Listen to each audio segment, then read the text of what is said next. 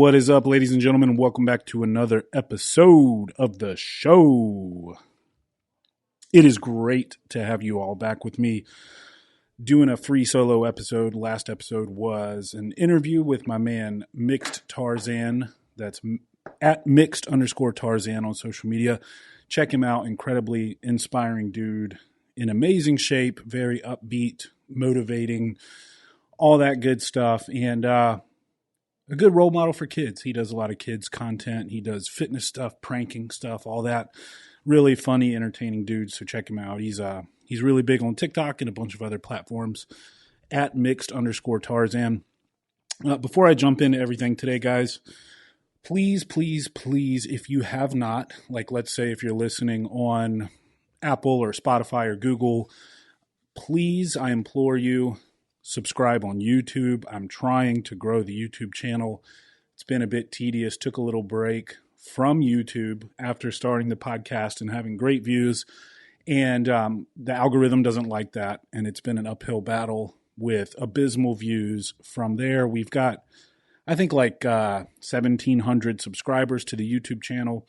I would love to hit 2K if I could. And based on the number of downloads and listens to the audio version of the podcast, I think we could definitely get there. So if you could, I would be eternally grateful if you could go to the YouTube channel, Free Mind Podcast, and just subscribe, smash the like button on a couple videos. I do a video for every podcast episode. So if you guys maybe didn't know that, if you want to see what I look like, if you've never seen my face, you can see me there. And of course, when I interview folks, whether it's over Zoom or here in the studio, sometimes it's cool to watch the video and see the interaction and the body language and all that good stuff when I'm talking to another person. So, and I'm going to start putting some other content on there, some extra stuff. I'm going to do clips as well because, you know, when you have a 2-3 hour episode, it's nice to have clips of the relevant points and stuff like that. So anyway, shameless plug for the YouTube channel there. And I appreciate you guys as always. If you do listen on Apple, please give me a rating and review. And I'm eternally grateful for everybody who gives a damn about what I have to say. So let's get this bad boy started. First off, I just want to say, and I hope you'll take this seriously, guys. I got a DM today from someone who basically said that they're just on the verge of giving up. They've had enough as far as all the pressure, the control, mandates, just all the madness. And they're just on the verge of giving in, giving up, what have you. And I want to keep it a little vague because whatever you're going through, I just want to take a second to ask you, please do not give up. Do not give up. I take it very seriously. Persistence is essentially the only thing that's gotten me to where I am in life thus far. And I had many moments where I wanted to give up. And that could be whether I was on the verge of taking my own life when things got really bad, or when I was a kid and I was enduring abuse from terrible parents. And in moments I wanted to give up. And I'm glad I didn't. And I know those are extreme examples, but I just want you to know sometimes it can feel like the entire world is stacked against you. And I can relate. I can empathize with that. I feel like it sometimes now, especially with everything that's going on in the world, whether you're dealing with pressure from your job or pressure from your family or your friends or what have you, please stick to your convictions. Do not give up. That is the only way we move forward and we make progress. And if you need somebody to talk to, please reach out. I mean that from the bottom of my heart, whether it's on social media, on my Instagram, on Twitter, wherever. You guys know in the description for every episode, I put the ways you can reach me. Just reach out if you need somebody to talk to. That's all I'm saying. But please do not give up. We have to keep pressing forward. We have to hold the line. And we are making progress week over week. People are waking up. People are seeing how just un-American, how terrible some of these proposed policies and mandates and impositions on our freedom are. So please do not give up.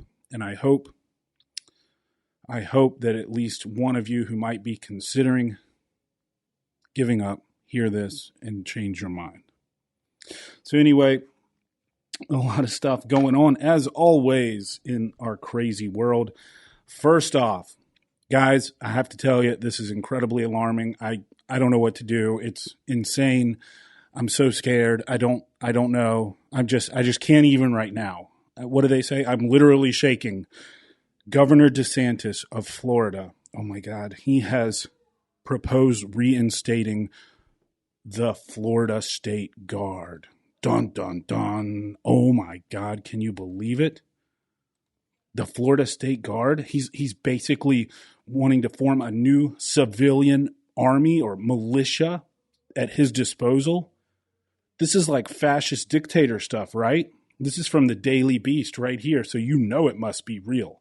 The disgusting reality behind Ron DeSantis' new army. The Florida governor has no plans to protect anyone with his proposed state military. The real goal is much darker. As governor of Florida, Ron DeSantis is understandably big on gators. All right, cool.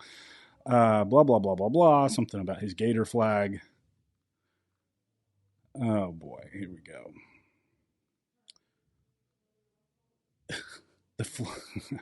He also made known a plan to revive a state military unit whose uniforms will say Florida rather than U.S. Army. Oh, my God.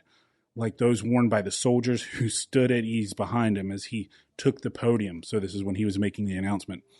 No matter what the president might want, the Florida State Guard will answer only to the governor, meaning DeSantis. Oh my God, like federalism? Holy shit, I can't believe it. Call it Ron's Army.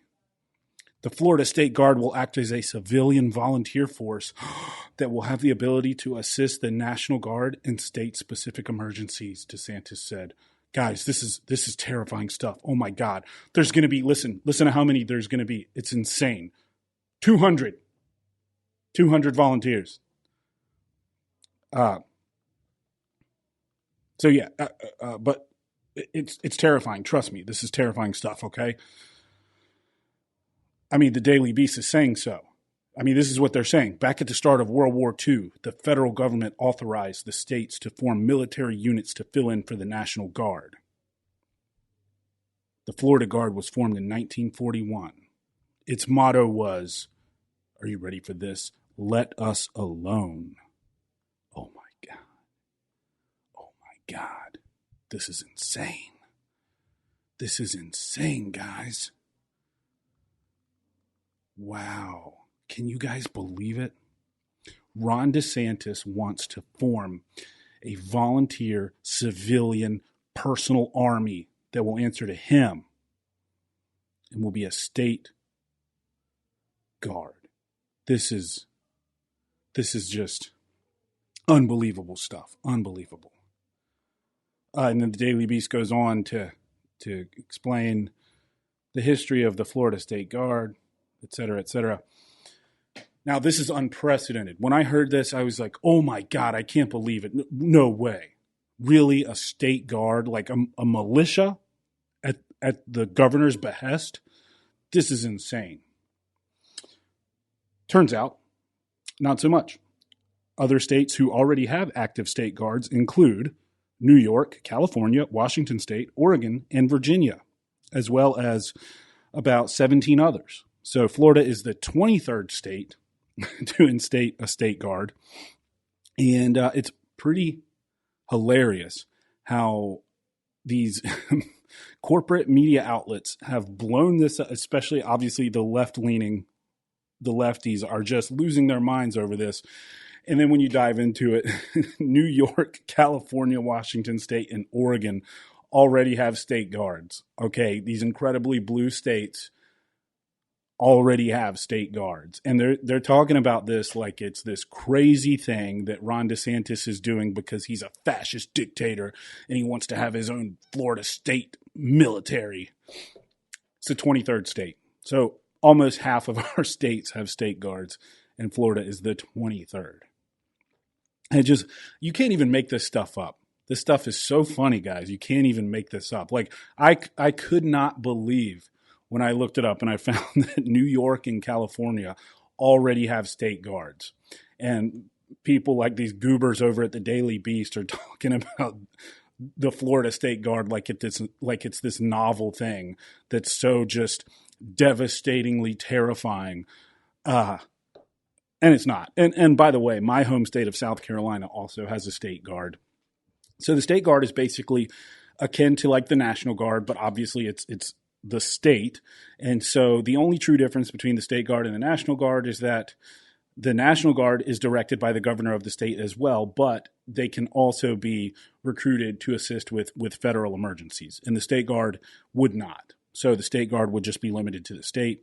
National Guard, like the South Carolina National Guard, for example, assists with natural disasters and all kinds of things in South Carolina, but also can be called to assist nationally, whereas the state guard is only stuff in the state. That's what it is. That's all it is. And to see all of these absolute, morons calling it this crazy freaking scary thing was just so hilarious to see. You saw so many check marks on Twitter just losing their little brains over it. It was hilarious. Hilarious stuff, man. I mean, Ron DeSantis has got to just get a kick out of this. I mean, they find any way possible to demonize this guy. Here's some examples of tweets from people. This is from Rick Wilson, who's got probably the IQ of this pair of antlers sitting here on the desk. I've heard him talk about various things at various times. Here's a quote from him. And that, children, was the genesis of Florida's nuclear weapons program. Remember, guys, Florida's the 23rd state to do this, okay? Behind New York, California, Washington State, and Oregon. And you got this goober, Rick Wilson, saying stuff like that. Amy Siskind. More setting up for 2024 coup. Florida Governor Ron DeSantis wants to reestablish a World War II-era civilian military force that he, not the Pentagon, would control. Oh my God, not states' rights, not federalism. Can you believe this? Oh my God, we're losing our centralized control of everyone. And this is from Joy Ann Psycho Reed, the race-baiting, disgusting bigot. And I'm sorry, I won't mince words over her. She is an absolute stain on society. She pushes terribly dangerous ideas. She's a racist. She's a homophobe. And so she shares the CNN article about DeSantis proposing a new civilian military force. And she says, so, ... y'all know this is fascisty bananas, right? And the funny thing about that tweet is that Sarah Silverman, of all people, called her out on the BS there. So this is how nuts it is getting, you guys. This other person, Dean Obadala, I apologize. I know I'm butchering that. Wow, GOP governor of Florida, Ron DeSantis, wants to form a personal militia like the, quote, political leaders in Iraq have. Remember, New York, California, Washington State, Oregon all have this already. It would be a militia that only answers to him. This is the beginning of a, quote, red army as the GOP prepares for war. These people have check marks. They are verified, quote, journalists. And they're saying harebrained stuff like this. You know, the really funny thing is you'll see these same people call folks on the right crazy conspiracy theorists, yet they're losing their little skulls over DeSantis reinstating the state guard of Florida. The 23rd state to do so. Again, behind, need I say it, New York, California, Washington, Oregon. So it's just nuts, guys. It's just another example of just how crazy and out of touch these people are and the lengths they will go to for the shock and awe. And they think we're fools. They think we're idiots and we're not going to see right through this stuff. Honestly, I think their days are numbered of being relevant, and they're just desperately grasping to come up with any kind of shocking headline that they can. but we are smarter than that. We are smarter than that. Although I'll say things like that, and then I will encounter a traffic circle, and then I start to truly doubt that because, guys, how hard is it to navigate a traffic circle, for God's sake?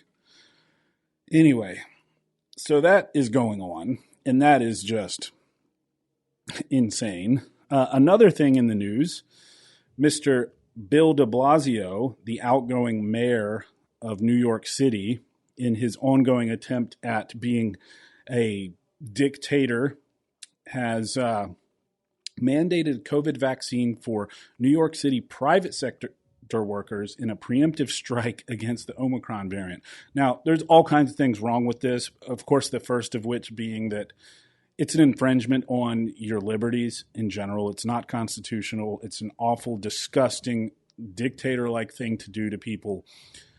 Of course, you all probably know by now that a large, disproportionate majority of those who are unvaccinated, especially in New York City, are people of color.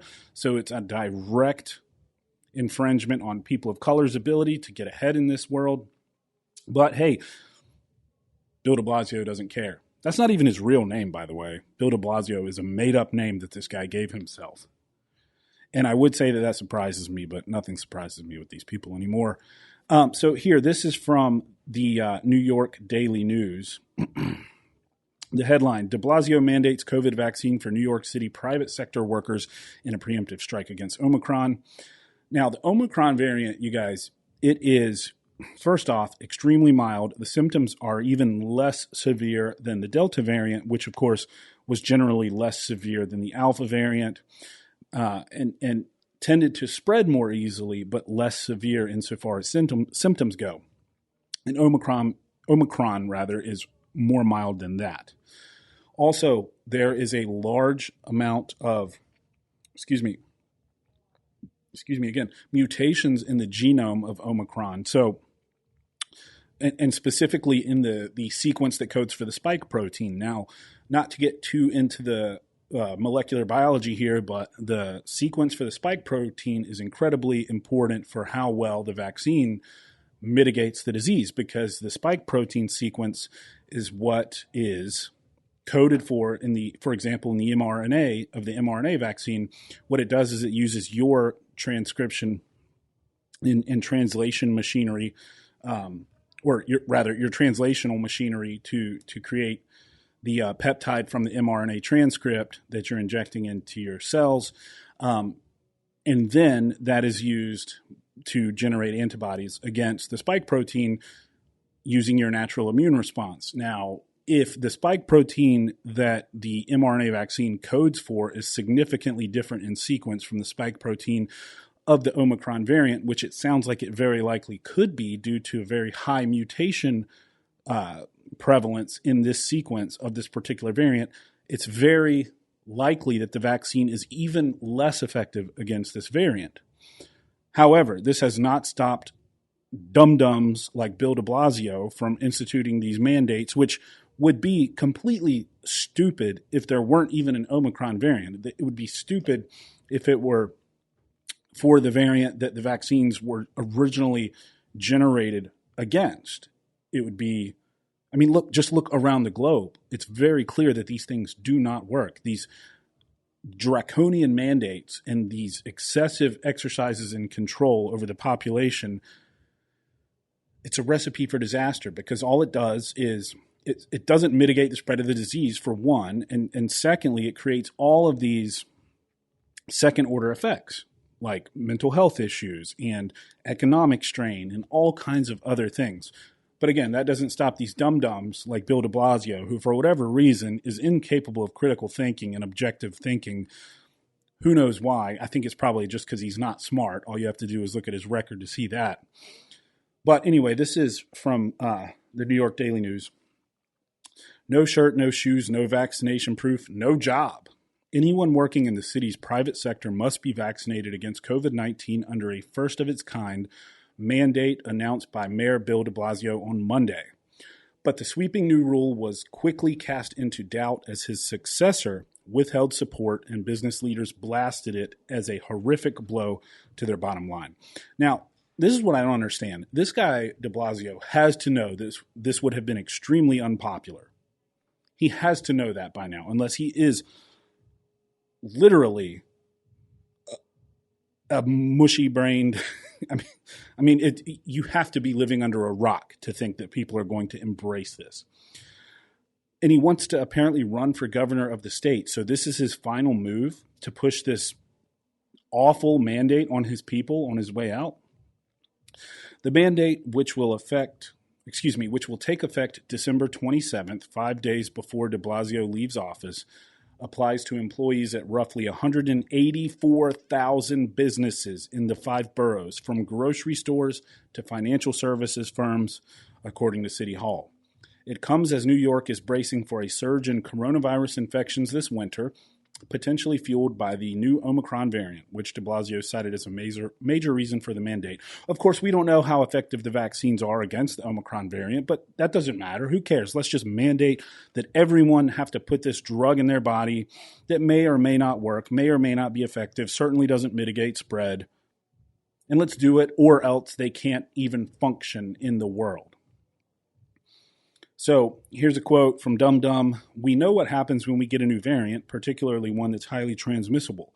It's not something we can't handle. We have the tools, but we have to use those tools aggressively, and we have to move quickly," DeBlasio said. "That's why I describe the actions we're taking today as a preemptive strike. Get ahead of this problem before it deepens and use the thing that works: vaccination." This is unbelievable. This guy is very not smart. I don't know any nicer way to put it. De Blasio's latest push for vaccinations quickly ran into resistance. Thank goodness.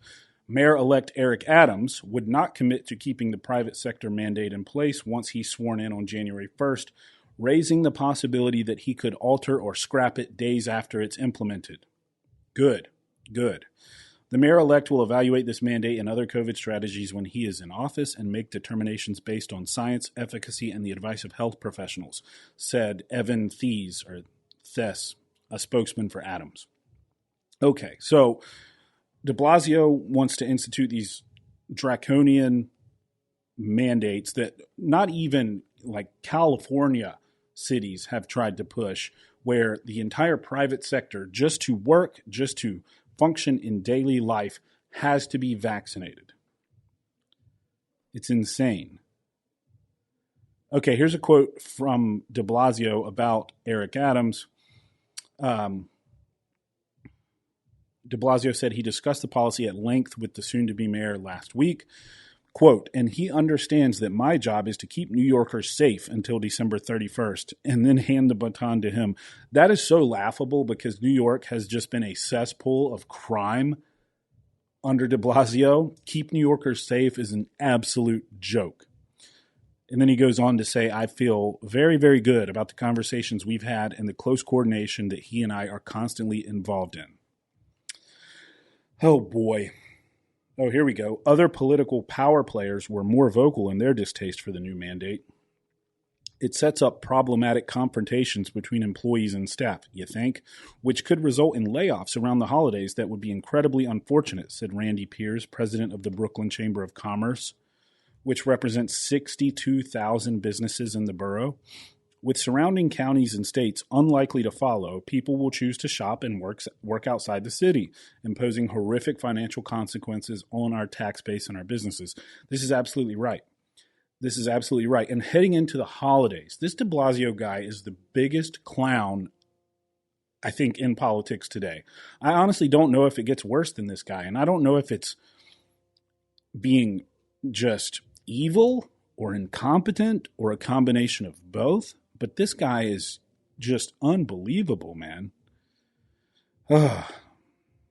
So de Blasio said his mandate will cover all private sector companies with at least 2 employees. Holy crap, you guys. Wow. You guys in New York, you really don't have... you don't have any good choices for governor. You got this crazy girl who came in to replace pervy guy, sexual harasser guy, Andrew Cuomo. And now you got de Blasio running against her potentially. How is it that these are your choices in a state like New York, in a state with the largest, is it the largest city in America? Is it larger than LA? I don't know. Whatever. It's New York City. It's a freaking huge city. And this is what you guys have to choose from. But then again, we have Joe Biden as our president. So what the hell, guys? Anyway, so that's happening in New York City. Anyone up there listening, I wish you all the best. And I hope that you can fight the good fight. My thoughts are that it's likely not going to get instituted. And DeBlasio had to know that. So I don't know if he's signaling to like his far left base. I think it's a terrible political move. I honestly don't know why he would do that. But anyway, that's going on. Of course, we got the Jussie Smallett trial ongoing. Things aren't really looking very good for him. It seems pretty obvious that, as we expected, he paid these guys. They did a dry run the day before, and the goal was to stage a hate crime, potentially to get more attention and have a bargaining chip to ask for more money in his role on Empire. So that's ongoing. Of course, the Ghislaine Maxwell trial, I'm going to put together a large, extensive episode on that, so I'm working on that. I'm not going to talk too much about it right now, but I will say that it is striking just how little the corporate media is covering this trial. I mean, this is probably the most consequential trial of all of them, and it's largely crickets from the corporate media. Really crazy stuff, you all. It really is crazy stuff. So, I don't know. Okay, something a little different and a little more interesting, potentially, for you science nerds out there. So this is in the news today. This was published just 6 hours ago on Tech Radar by John Leffler. And the headline is, Chinese lander spots cube-shaped mystery hut on the dark side of the moon. Yeah, you guys heard that correct. A mystery hut on the dark side of the moon. The lander is currently driving toward the object for a closer look. So there's pictures of it. I'll try to drop a picture in the video, if I remember, in the video on YouTube of this thing. But it looks exactly like what it describes. You see it off in the distance in the picture. It's like a cube-shaped, square-shaped, whatever you want to call it, structure on the surface of the moon. So here the article goes on to say the Chinese U-2 lunar rover just spotted a cube-shaped mystery hut along the horizon as it explores the far side of the moon and is currently driving over to investigate. How long does it take to get over there? How far away is it? While working in the moon's von Karman crater in November, according to Space, which I guess is a website, space.com, the rover caught sight of the striking break in the horizon about 80 meters away to the north. Okay. And has since been dubbed Mystery House or Mystery Hut. The sighting was first reported on the lander's diary operated by the Chinese language science service Our Space, which is affiliated with the China National Space Administration. Okay. Let's see here. According to the mission diary, the rover is heading over to the object to investigate, which scientists suspect is a boulder that was kicked up during an impact event at some point. If it's a boulder, it's a very cube-shaped boulder, that's for sure. But stranger things have happened. Piloting a rover on the lunar surface isn't easy, though, so it will take 2 to 3 months to get close enough to the object to get a better look. Good Lord. The rover was launched from China's Chang'e 4 lunar lander in 2019 after the lander performed the first ever soft landing on the far side of the moon. So, we'll see, you guys. It's going to take some months to get over there, I guess, but interesting stuff. I mean, it's weird because it's a very smooth horizon, and then all of a sudden you have this just cube-shaped object sitting on the horizon. So we'll see what the heck it is. I mean, pretty interesting stuff. Pretty cool. So if you want to check out this article that I have pulled up here, it's on Tech Radar. You can just Google like Chinese cube-shaped moon, and it'll probably come up. There's a bunch of articles on it by now at this point. The Daily Mail has an article on it. All kinds of different things. But that's pretty much all we know at this point, that it's 80 meters away. The rover is making its way to it. It's going to take a few months. It's a cube-shaped structure of some sort. They're saying probably some kind of boulder that got kicked up in an impact event. But we'll see. Who knows? Could be some crazy stuff about to happen, y'all. So let me see if I can find any better pictures of it. Yeah, not really any great pictures. Still pretty far away. What is 80 meters in miles? I don't know. Let's see. Let's Google it, shall we? 80 meters in miles. For those of us who... Wait, that's not right. What? Just... Wait, that's not right. Did I say 80 meters? That's not far at all. Well, yeah, because the 100-meter dash is short. Wait. Did it really say it would take months to go 80 meters? Did I read that? Yeah. 80 meters away. Is that correct? Maybe it should be kilometers? Wait, let's see here.